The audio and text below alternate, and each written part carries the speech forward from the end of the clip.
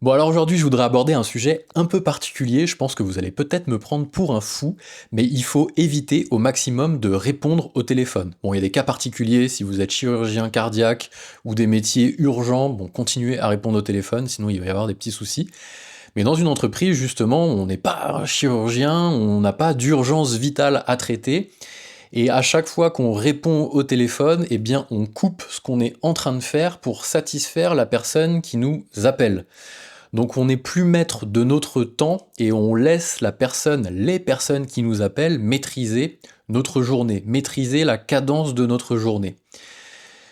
Quand vous décrochez au téléphone, vous arrêtez de faire ce que vous êtes en train de faire. Si vous êtes concentré sur une tâche qui nécessite justement un petit peu de concentration profonde, vous avez votre téléphone qui sonne. Alors déjà, même si vous répondez pas et que vous voyez la notification, ça va complètement vous couper de votre état de flow.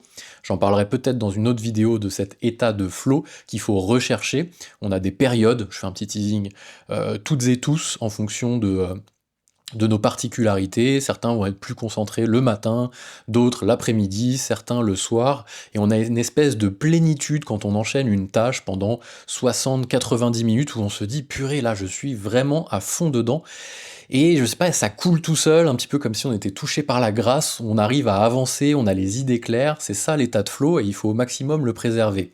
Et le téléphone, en tout cas les appels téléphoniques, c'est le poison de l'état de flow, c'est le poison d'une concentration profonde sur une tâche qu'on va pouvoir faire sans discontinuer.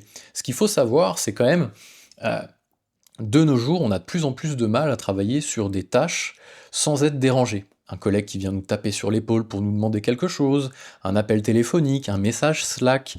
On est toujours dans l'instantanéité, on est toujours dans la communication synchrone. On est toujours dans une communication qui nécessite un échange synchronisé. Quelqu'un nous demande quelque chose, on doit y répondre tout de suite, c'est l'instantanéité. C'est la facilité presque, parce que ça vient cacher souvent un manque d'organisation, un manque de documentation, c'est plus facile d'aller déranger la personne. Ben oui, pourquoi je m'embêterais à attendre qu'elle finisse? Moi, ça va me bloquer dans mon travail. Donc je vais aller la déranger. Et c'est typiquement ça. Le fait d'aller déranger les personnes, le fait d'appeler les personnes, c'est un petit peu un mode de fonctionnement égoïste. Pourquoi? Parce que vous allez vous satisfaire, vous, quand vous passez un coup de fil, enfin quand la personne va vous déranger. D'ailleurs, c'est valable dans l'autre sens. On dit arrêtez de répondre au téléphone, mais dans ce cas-là aussi arrêtez d'appeler les autres. On en parlera aussi un petit peu. Mais en fait, vous allez satisfaire votre propre temporalité à vous. Quand vous passez un coup de fil et que vous allez déranger quelqu'un, eh bien vous dites je suis disponible maintenant, j'ai besoin d'une information précieuse maintenant, il me la faut tout de suite, eh bien peu importe ce que la personne est en train de faire, je me pose pas la question d'ailleurs avant d'appeler, je vais l'appeler, et donc je vais être intrusif par rapport à sa temporalité à elle, à cette personne que je vais appeler. Donc c'est quelque chose assez égoïste finalement. Si vous, de l'autre côté, vous êtes du côté de la personne qui recevait l'appel, peut-être que vous êtes en train de faire complètement autre chose. C'est sa temporalité à elle qu'elle satisfait la personne qui vous appelle, mais elle ne fait pas attention à vous. Donc la seule chose que vous pouvez faire, c'est éviter de répondre, et presque éviter d'avoir même les notifications. Alors bien sûr, faites attention si vous avez des enfants à garder les notifications, je sais pas moi, des directrices, des directeurs d'école. Si vous attendez un colis, de pas louper vos colis, hein, c'est du vécu.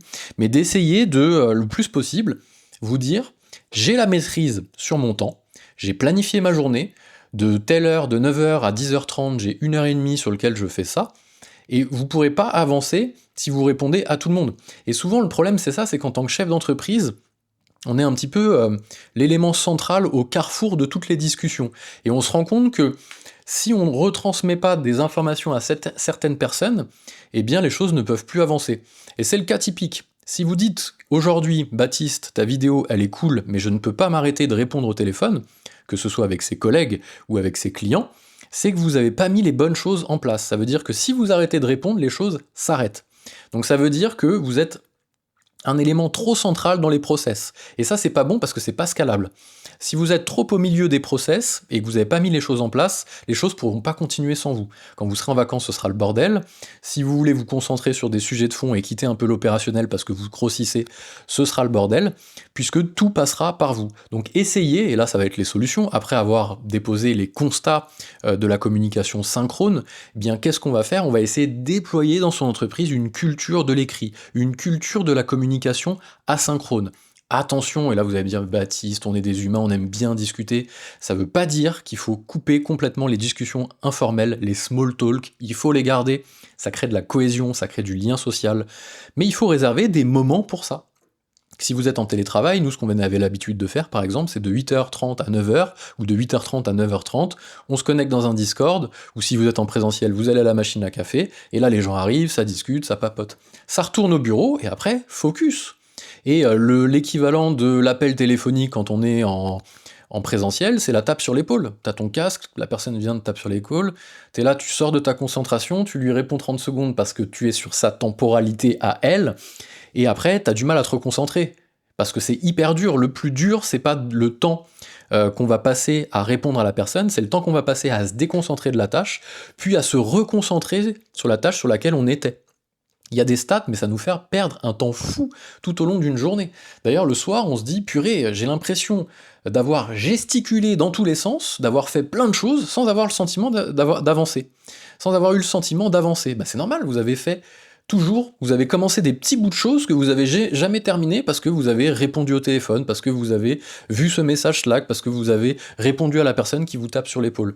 Respecter votre temps, c'est le bien le plus précieux dans une journée en tant que fondateur, en tant que créateur d'entreprise. Il faut vraiment respecter ce temps-là. Donc maintenant qu'on a dit ça et qu'on a mis en évidence le constat des choses négatives, qu'est-ce qu'on fait pour améliorer les choses ? Alors ça va pas se faire de façon magique en déployant un outil, même si vous me connaissez peut-être, je suis très très fan des logiciels. Logiciel, c'est le logiciel, c'est le bras armé d'une bonne stratégie à la base. Donc il va falloir redéployer une culture de l'écrit.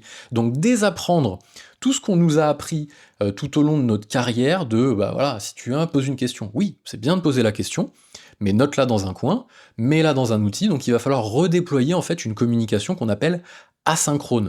C'est valable avec ses collègues, mais avec ses clients aussi. Si vous travaillez, je finirai un peu sur le constat, parce que j'ai oublié ce point-là, c'est valable de ne plus décrocher au téléphone, avec ses collègues, ça veut pas dire que vous allez ne plus donner l'information que les personnes attendent, rassurez-vous, on va en parler, mais c'est aussi valable avec ses clients. Et non, je ne suis pas fou, non, je ne suis pas tombé sur la tête, même si vous êtes commercial. Les gens souvent peuvent attendre. Vous pouvez très bien leur expliquer au moment de la première visio que vous faites, de pas hésiter de noter toutes leurs questions et de faire des débriefs ou de les poser aussi par email. Comme ça, vous pouvez répondre quand vous aussi vous êtes disponible. C'est ça la communication asynchrone. C'est de se dire que vous n'êtes pas obligé toujours de devoir gérer l'instantanéité. Si un client a besoin de vous poser des questions, peut-être que vous avez ce client un peu fou qui va vous appeler une première fois, ah oui, j'ai pas compris le devis, nanana. Vous allez lui expliquer, donc vous allez raccrocher, puis vous allez continuer ce que vous faites, puis 30 secondes après, il vous rappelle, ah oui, puis il y avait ça aussi, et tout au long de la journée. Et là, vous vous dites, ouais, mais moi je suis commercial, j'ai besoin de vendre. D'accord, mais au détriment de quoi ? Au détriment de tout ce que vous êtes en train de faire, et c'est pas le seul client, bon, sauf si vous avez qu'un seul client, dans ce cas-là, répondez-lui au téléphone, mais si vous avez plusieurs clients, vous allez devoir travailler sur les autres choses. N'hésitez pas aussi à rééduquer les gens de façon subtile, en disant, ben voilà, n'hésite pas. Vous lui répondez la première fois, bien sûr, et bah n'hésite pas si t'as d'autres questions, tu sais quoi, tu me les notes toutes, et après tu me passes un petit mail, comme ça moi je peux regarder, là je vais être en réunion, je vais pas être trop dispo, je regarde ce soir et je te réponds. Et c'est ça la communication asynchrone, c'est qu'on va se désynchroniser. Et comme ça, les deux parties vont pouvoir garder leur temporalité à elles, respectives. Le client, quand il a des questions à vous poser, on répète encore une fois, il n'a pas un problème cardiaque ou s'il n'a pas sa réponse, il va mourir. Encore une fois, sauf si vous êtes chirurgien cardiaque ou je ne sais quoi. Bon, il peut très bien noter toutes ces questions, vous les posez par email, vous pendant ce temps-là vous continuez, l'email arrive mais vous n'avez pas les notifs, vous continuez ce que vous faites et vous dites bah voilà, ça y est, j'ai fini ma tâche de ce slot de 14h à 15h30, maintenant je vais pouvoir regarder mes emails et faire une demi-heure d'email. Vous tombez sur les demandes de votre client ou de votre collègue, vous êtes sur votre propre temporalité à vous, et là vous pouvez traiter les demandes. Ce que vous faites, c'est que vous n'allez pas appeler la personne pour répondre à ses demandes, puisque vous allez dans l'autre sens casser sa temporalité à elle. Vous respectez son temps comme la personne a respecté le vôtre. Donc ce que vous allez faire, c'est que vous allez lui répondre par email, de façon asynchrone. S'il y a besoin d'explicatifs, vous allez peut-être tourner une mini-vidéo, avec un Loom, avec un Google Vids, que sais-je. N'hésitez pas à aller voir la chaîne Stack Guide, qui est ma chaîne principale, sur laquelle je parle justement des outils. Mais l'outil, encore une fois, est le bras armé d'une bonne stratégie. Vous allez lui répondre par email si l'écrit vous suffit. Et elle, quand ce sera cette personne à qui vous répondez, quand le moment sera venu pour elle de traiter cette tâche-là, elle aura accès à vos informations. Et vous avancez comme ça. Et vous vous rendrez compte que c'est pas dramatique. Vous pouvez continuer à conserver du lien social, du lien humain avec vos clients, avec vos collègues, en prévoyant des espaces pour ça. Au moment des visios, vous pouvez prévoir aussi des espaces pour ça. Donc la communication asynchrone, c'est hyper puissant comme outil. Tout comme le fait de ne pas mettre votre numéro de téléphone en signature. Ça va aider la communication asynchrone. Au début, ça va agacer les gens, mais finalement, les gens vont prendre rendez-vous sur un lien Calendly que vous aurez pu créer, un lien Calendly, un lien Calcom. On s'en fout de l'outil, on n'est pas là pour ça. Mais au moins, quand la personne prend rendez-vous avec vous, et c'est valable en interne aussi, vous pouvez très bien déployer un petit calendrier pour les dispos internes pour que vos collègues puissent prendre des slots avec vous, ils notent toutes leurs questions, et au moins vous êtes sûr d'être synchronisé et d'être disponible tous les deux sur ce moment-là. Plutôt que si la personne vous appelle, vous n'êtes pas dispo, ça va vous agacer, vous allez peut-être être irrité, mal répondre, le management va en prendre un coup, tandis qu'au moins si les personnes prennent rendez-vous avec vous, eh bien vous êtes tous les deux certains d'être disponibles sur ce moment-là, c'est-à-dire que vous avez bloqué un slot de 30 minutes, la personne qui a besoin de vous demander des informations et vous-même, vous êtes dédié pendant 30 minutes à ce temps-là. C'est valable aussi avec votre client, il sera lui dédié pour vous écouter pendant ce moment-là, vous serez vous aussi dédié pendant 30 minutes à lui répondre, ou l'inverse, peu importe. Mais ça évite d'être frustré, ça évite d'être de mauvaise humeur, parce que c'est un moment qui est bloqué pour ça. Donc la culture de l'écrit, la culture de l'email, le fait de ne plus être synchronisé, vous répondez quand c'est le bon moment pour vous. Le téléphone, il n'y a rien de pire. C'est le bon moment pour la personne qui vous appelle. Mais vous qui répondez, c'est peut-être pas forcément le bon moment. Et là, vous allez me dire, mais oui, mais si t'as pas envie de répondre, bah si t'es occupé, tu réponds pas. Non, c'est pas aussi simple que ça, parce que vous allez voir l'appel. Vous dites, bah pour savoir si vous voulez répondre ou non, il va falloir voir l'appel ou ne pas voir l'appel, d'accord ? Et de couper les notifications, je voulais dire, pardon, à la base. Couper les notifications. Ou essayer d'éduquer les gens à ne plus vous appeler et de ne plus appeler les gens. Parce que si vous voyez l'appel, vous allez être là et vous allez dire « Ah, il m'a appelé, peut-être que c'est urgent ». Vous allez essayer de vous reconcentrer sur la tâche et vous allez avoir du mal à vous dire « Ah purée, ça se trouve, il est bloqué » et pan. Et en fait, toujours pareil, on a sacralisé un petit peu les urgences qui n'en sont pas. Il faut remettre aussi les priorités dans le bon ordre et avec la bonne valeur faciale, si vous voulez.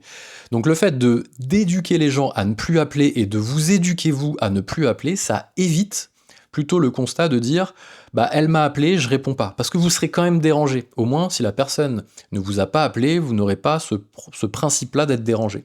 Donc il faut essayer de remettre cette culture-là de l'asynchrone, la communication asynchrone dans une entreprise, donc plutôt que de déranger, d'appeler, posez vos questions dans les bons outils. C'est une question liée à un prospect, posez-la dans le CRM. Vous mettez arrobase la personne à qui vous voulez poser la question, elle aura la notification au bon endroit. C'est une question liée à un projet, vous mettez ça dans Trello ou dans ClickUp ou que sais-je, ou dans Notion. Et vous mettez arrobase la personne à qui vous voulez poser la question.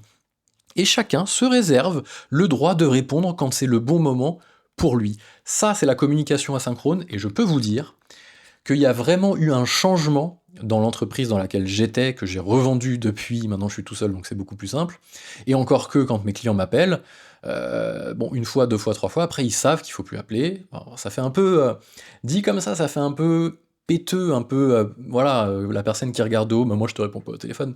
Mais ce qu'il faut bien comprendre, c'est juste que c'est plus sain en fait de faire comme ça.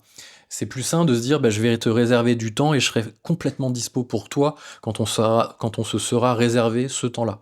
Et après, les gens comprennent de toute façon et prennent l'habitude de réserver une visio, se rendent compte que c'est hyper pratique finalement, et n'appellent vraiment que s'il y a une urgence. Et ça, c'est cool parce que ça va redistribuer les cartes, surtout pour les discussions internes et les appels internes.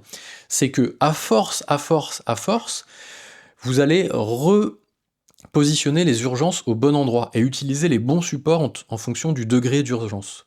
Si vous avez mis en place une communication en synchrone dans votre entreprise depuis plusieurs mois, depuis plusieurs années, et que les gens ont pris le parti de vous écrire par email ou de vous citer dans un logiciel pour vous poser une question et d'éviter de vous déranger, parce que sinon, à la fin de la journée, vous aurez eu l'impression de gesticuler sans avancer du tout, eh bien au moins, si vous avez mis ça en place, le jour où quelqu'un vous appelle, c'est vraiment qu'il y a un problème. Et là, vous savez que vous devez décrocher. Vous n'avez pas besoin de couper les notifs, parce qu'il y a eu un peu cette culture de l'écrit qui a été remise dans un élément central de l'entreprise. Et si la personne vous appelle, c'est vraiment qu'elle est bloquée. Si elle vous fait un Slack, c'est que c'est un niveau de degré un tout petit peu moins élevé que l'appel, et si elle vous fait un email, vous avez le loisir de répondre quand vous voulez. Les gens font la chasse à l'email. J'ai fait la chasse à l'email. C'est une énorme erreur. L'email, c'est vraiment un outil incroyable pour l'asynchrone. Vous posez vos questions, au moins vous structurez votre pensée aussi, vous faites gagner du temps à tout le monde. Quand vous allez poser une question et que vous allez appeler la personne, ça va être à base de ah oui, alors c'est vrai que. Et en fait, votre pensée, elle est pas claire, elle est pas définie. L'écrit va, par la force des choses, vous obliger à clarifier votre pensée avant de déranger la personne. Et donc, vous n'allez pas faire un mail en mode clac, vous tapez n'importe comment et vous envoyez. Bon, ça arrive.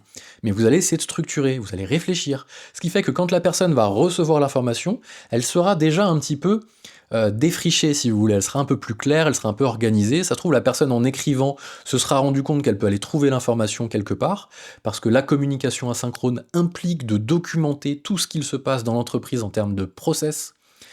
Le fait de documenter et de mettre en place une base de connaissances interne va couper par la force des choses toutes les petites questions et les petites discussions et les petits dérangements, la tape sur l'épaule pour des choses basiques.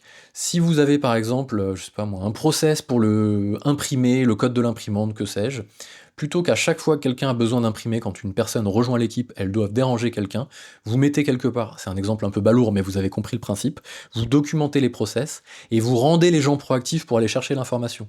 J'ai besoin d'imprimer, j'ouvre ma base de connaissances Notion, je tape imprimante, procédure, dans le dossier procédure interne ou wiki d'entreprise, ce que vous voulez, et la personne verra, voilà, le code de l'imprimante, nanani, nanana. Et vous gardez les discussions pour les éléments importants, presque vous gardez les discussions pour des éléments informels, des liens sociaux, t'as fait quoi ce week-end, etc. Parce que c'est ça le plus important des discussions. C'est pas pour aller demander un code que la personne va répéter de façon en disant ah oui je sais plus, attends bouge pas, je vais vérifier. Documentez votre entreprise, et vous verrez qu'il va y avoir un changement qui va s'opérer quand vous aurez compris ça. Tout le monde va gagner du temps. On sera dans de la sérénité, vous éviterez de répondre au téléphone, vous éviterez d'appeler les gens aussi, que ce soit interne, en externe, et vous allez vraiment respecter le temps de l'autre qui a une valeur la plus précieuse dans une entreprise, c'est le temps qu'on a par jour à travailler sur un sujet. Donc si vous devez arrêter de répondre au téléphone, évitez aussi d'appeler les autres.